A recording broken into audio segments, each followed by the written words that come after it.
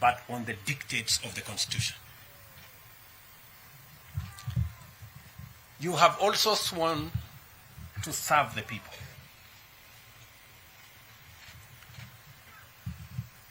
I didn't hear any one of you swear to serve their friends or their families or their regions or their religions.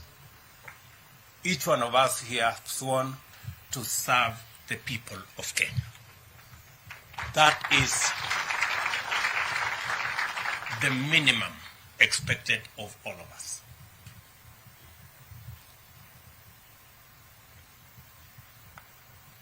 And you have sworn to advise the President, your appointing authority, as is required of you by the Constitution. I look forward to listening to you and your advice so that we can manage the affairs of our nation, because even though I stand here as President, I do not have the monopoly of all knowledge.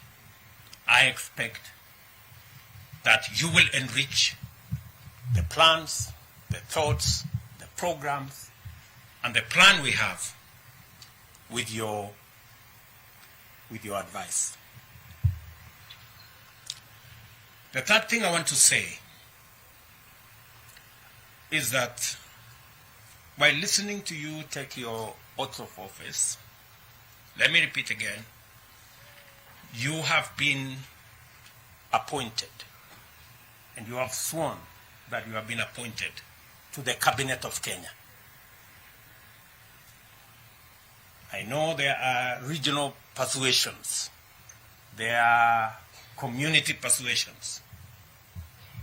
I haven't appointed any cabinet for any region or for any county or for any community. I have appointed a cabinet of Kenya. I expect you to respect your oath of office and serve all Kenyans equally.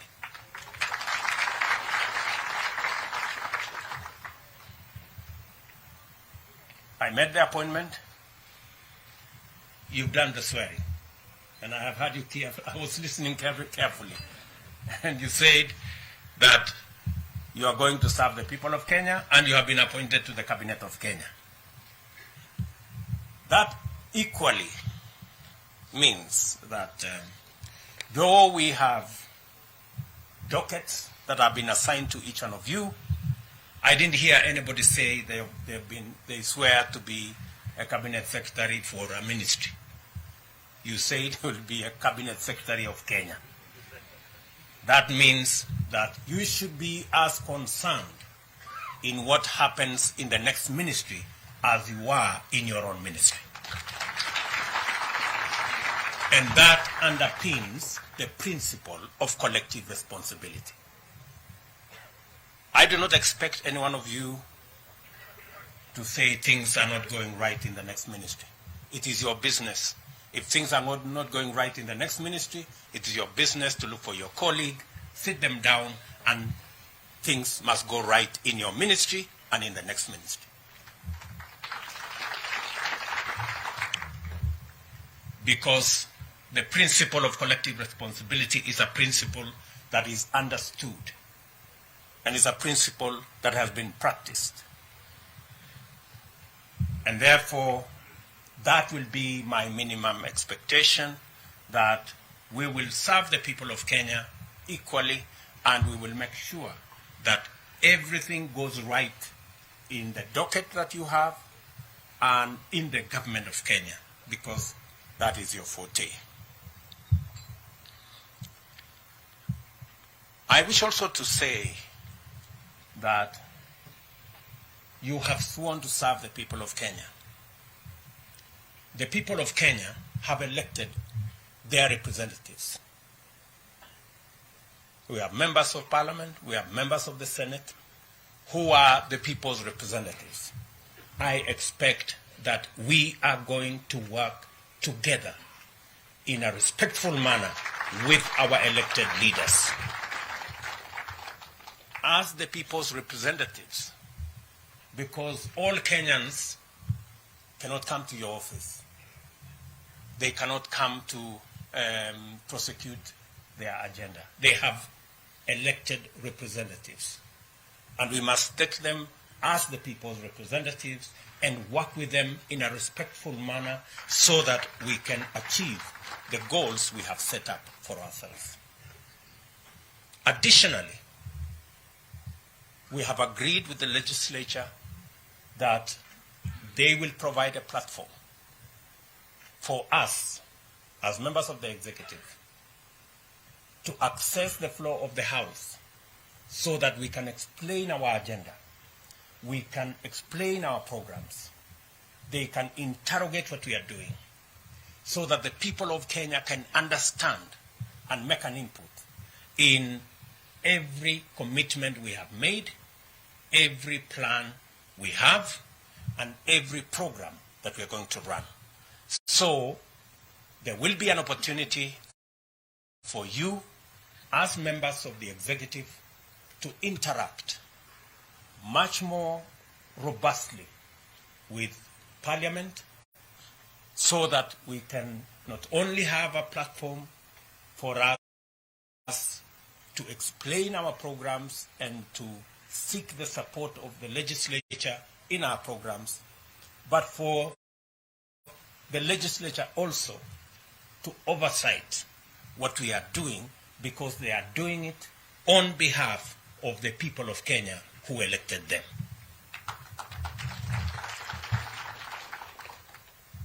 So all of us must prepare ourselves, because my intention and that of my deputy is to run an open government, an accountable government. We have no gray areas. We have nothing to hide. We want to serve the people of Kenya in the context and manner that promotes accountability, promotes transparency, and makes sure that the people of Kenya understand what we are doing. And so, friends, I have the privilege of having worked with all of you. Maybe at not the same distance, but with all of you. So while I crafted this cabinet, I had to take into consideration many things, but I look forward to us serving the people of Kenya. Even as we make other appointments, we are going to make sure that we carry the whole country along, and we make sure that every person given a responsibility has the requisite understanding and knowledge so that we can be able to deliver to the people of Kenya. I have said this in front of your families, in front of your constituents, so that they also become my witnesses, and that they don't come to harass you in your offices to do things for them, so that they understand that you are serving the people of Kenya. And I am sure that I have their concurrence and understanding.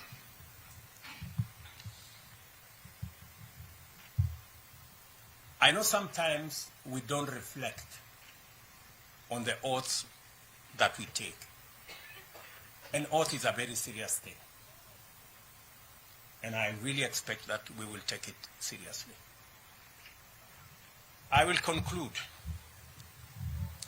with a word from the Bible. James chapter 4 verses 17. And I want you to record it somewhere and put it on your desk.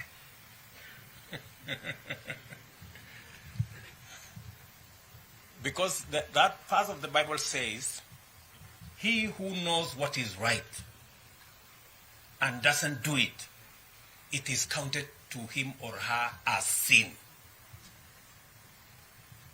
Good people, I have told you what is right. We have agreed what is right. So if you don't, you will not only miss heaven, but you will have a problem with me. So nataka niwaulize kwa unyenyekevu, please. We have an agenda for the whole country. and the people of Kenya are really expectant on the delivery of our plan, of our program, and on the transformation of our nation. Again, to you and your families, my congratulations, and I will support you in every way that I can. We will pray together so that God can help us to deliver on the agenda that we have. And I look forward to working with you in office, working with you in the field, and I will encourage you to travel to as many parts of Kenya as possible, even if for whatever reason you are called Tanga Tanga, but I think it will be necessary for each and every one of you to traverse Kenya so that you can better understand what Kenya looks like, what are the expectations of the people of Kenya, and so that we can craft the right responses and the right decisions for the people of Kenya. I am a very proud Kenyan this morning that now I have a team. For the last couple of weeks, my deputy and I have been struggling in offices late into the night. Now we have a team, and your celebrations will be very short-lived because I think you will be leaving your offices late. So the spouses, kidogo mtatuvumilia. Hawa watu pengine itabidi walale ofisini for the next couple of months until we have our plan in place. And I want to say again to the families, asanteni sana for supporting this team. And we promise you that you and the people of Kenya, we promise you to do our best. Asanteni sana na Mungu awabariki.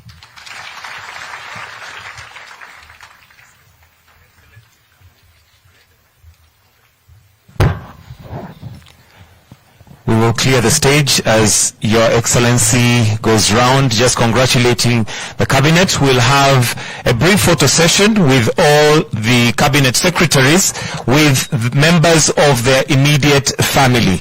So members of the immediate family. We will have another session where we can have everybody else, but for now we are